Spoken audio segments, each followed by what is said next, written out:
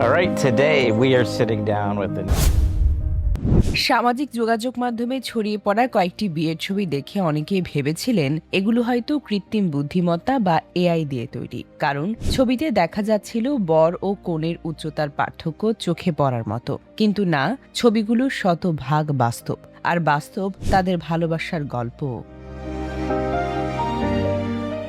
২০২৫ সালের ২১শে জুন কানাডায় ঐতিহাসিক সেন্ট অ্যান্ড্রুজ গির্জায় বিবাহ বন্ধনে আবদ্ধ হন অনিতা উইংলি ও টিম মুত্ত।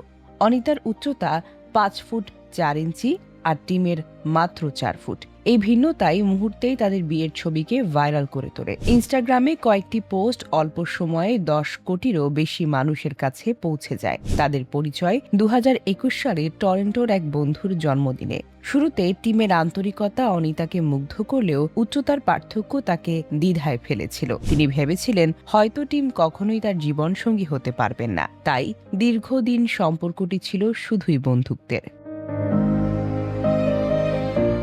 কিন্তু সময়ের সঙ্গে সঙ্গেই বদলে যায় সেই ভাবনা। টিম শুধু একজন প্রকৌশলী নন, তিনি বিশুদ্ধ পানির সংকটে থাকা মানুষের জন্য কাজ করা একটি মানবিক সংস্থার সহ-প্রতিষ্ঠাও। তার সততা, বিশ্বাস, দয়া এবং মানুষের প্রতি দায়িত্ববোধ ধীরে ধীরে অনিতার হৃদয়কে জয় করে নেয়। একসময় অনিতা সম্পর্ক শেষ করার জন্য একটি বার্তাও লিখেছিলেন, কিন্তু বার্তাটি পাঠানোর পরপরই তিনি বুঝতে পারেন টিমকে হারানোর কথা তিনি কল্পনাও করতে পারেন না। সেখান থেকে শুরু হয় ভালোবাসার নতুন অধ্যায়। ২০২৪ সালে তাদের বাগদান সম্পন্ন হয় এবং ২০২৫ সালে বিয়ে।